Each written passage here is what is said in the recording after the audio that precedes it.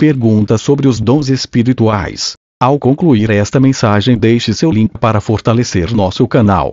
E se inscreva e não esqueça de tocar sino para receber notificações sobre novo estudo. O que são dons do Espírito Santo? Os dons do Espírito Santo são dons que o Espírito dá às pessoas para a edificação da igreja. Onde os dons se manifestam? No contexto dos evangelhos, os dons se manifestavam, muitas vezes, na rua mesmo. Não há nada que diga que os dons eram manifestos apenas nos cultos.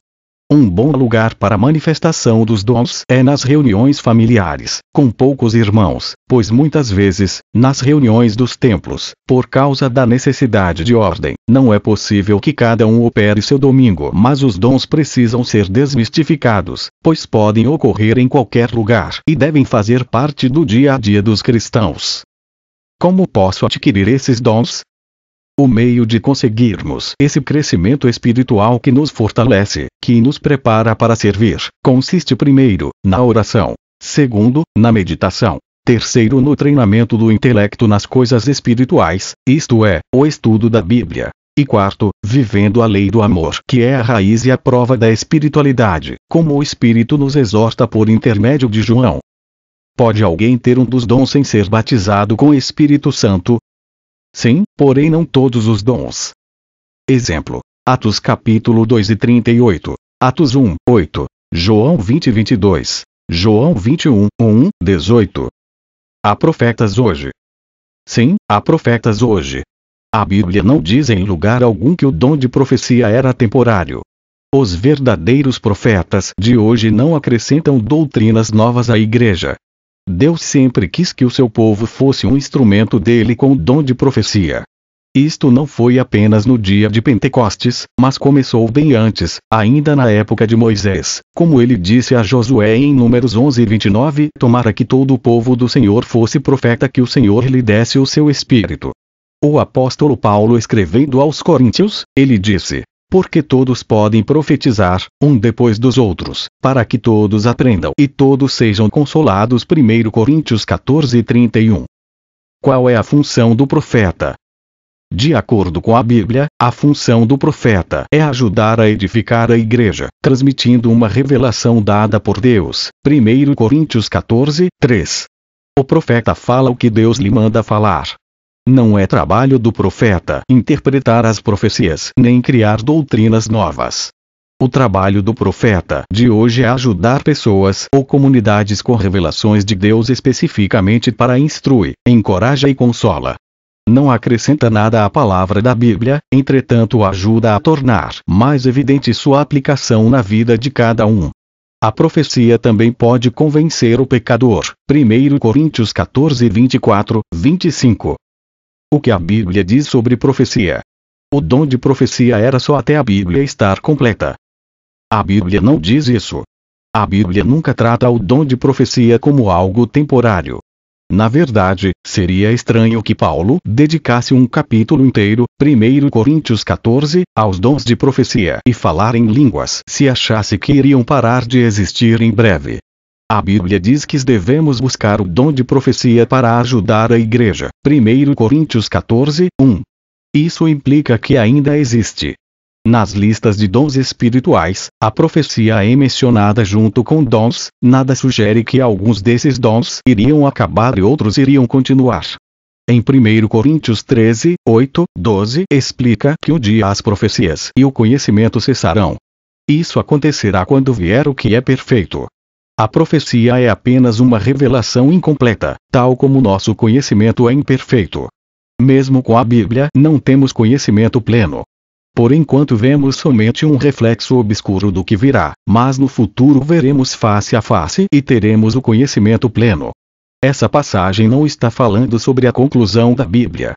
A passagem fala sobre quando formos para o céu, junto de Deus.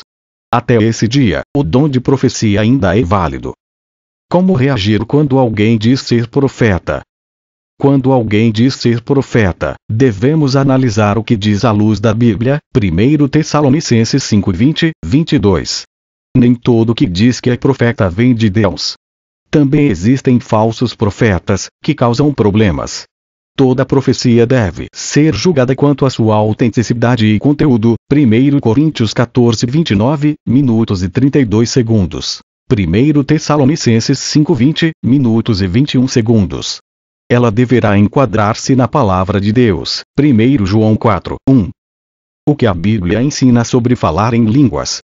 A Bíblia ensina que falar em línguas é um dom dado por Deus, principalmente para a edificação pessoal. Nem todo crente fala em línguas, mas é um dom bom que devemos desejar.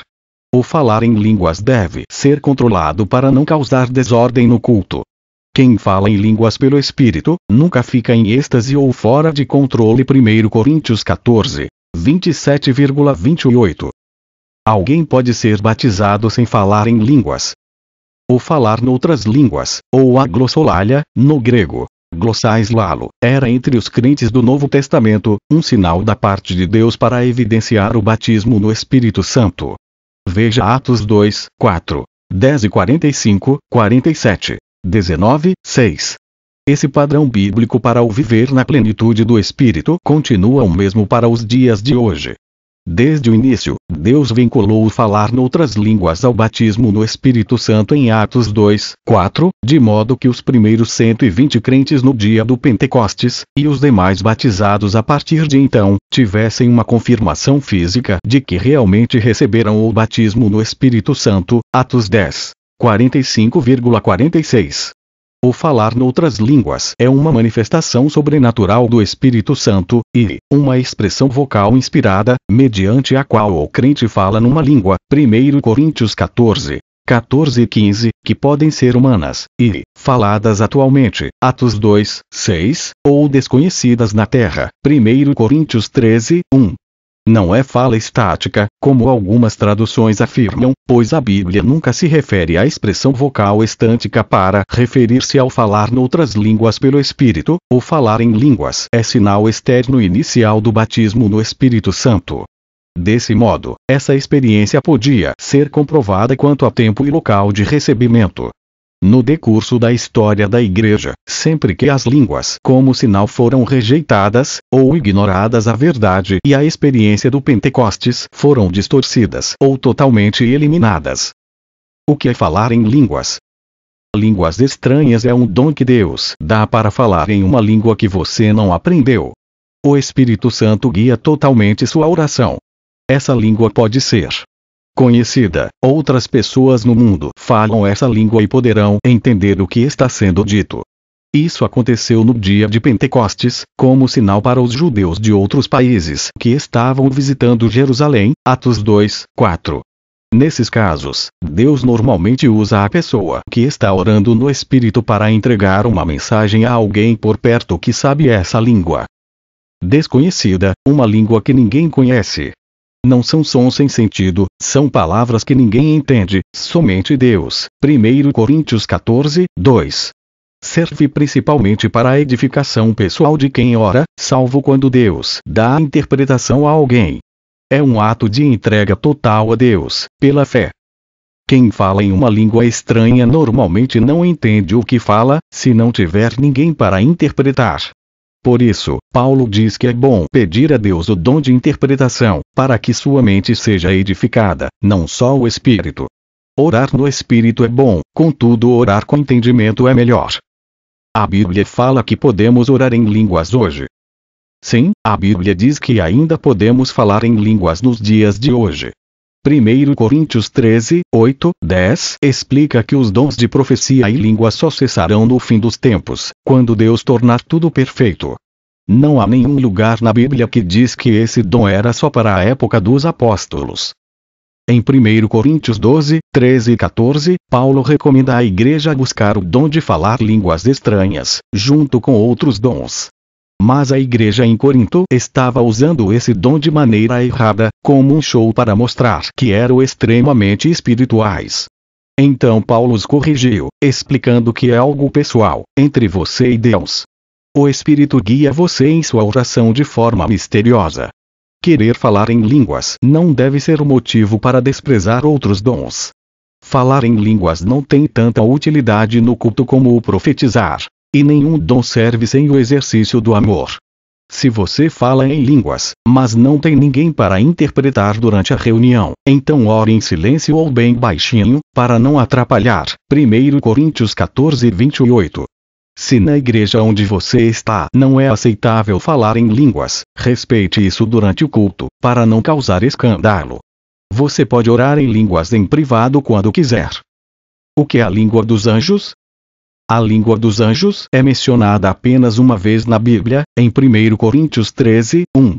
Essa passagem explica que o amor é mais importante que falar muitas línguas conhecidas e desconhecidas. A língua dos anjos representa as línguas desconhecidas. Os anjos têm uma língua própria. Não sabemos. A Bíblia mostra apenas casos de anjos transmitindo mensagens em línguas que os seres humanos entendiam. Não há nenhuma referência sobre quantas línguas os anjos falam, nem se eles têm uma ou mais línguas próprias. O foco da Bíblia é o relacionamento entre os homens e Deus, não os anjos. Na Bíblia os anjos falam para transmitir uma mensagem de Deus para certas pessoas usando línguas conhecidas ou para louvar a Deus. Salmos 148:2.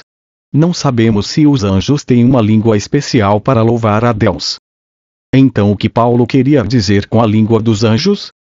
Paulo estava explicando que o mais importante não é conhecer muitas línguas. O mais importante é ter amor. As pessoas na igreja de Corinto valorizavam muito a inteligência e as manifestações de espiritualidade. Essas coisas não são erradas, mas só têm valor quando amamos uns aos outros. 1 Coríntios 13:2-3. Os cristãos de Corinto não estavam mostrando amor. Nessa passagem, falar as línguas dos homens simboliza a inteligência, a cultura. Falar a língua dos anjos simboliza a espiritualidade, a ligação com o sobrenatural. Quem tem o dom de falar em línguas fala a língua dos anjos? Não há nenhuma referência na Bíblia ao dom de falar em línguas estar ligado à língua dos anjos. Por isso, não sabemos se falar em línguas estranhas é falar a língua dos anjos. Ao dizer que quando falamos em línguas o diabo não sabe o que falamos, entendemos que não falamos a língua dos anjos, pois o diabo é um anjo, senão ele o entenderia. Como posso receber o dom de falar em línguas? Orar em línguas é um dom dado pelo Espírito Santo a quem ele quer. Peça a Deus por esse dom e se for sua vontade você receberá. 1 Coríntios 12:11. Se você sentir que é de Deus, peça aos líderes para impor suas mãos e orar por você. Mas não tem problema se você não receber, falar em línguas não é obrigatório para a salvação nem é sinal de ser mais crente.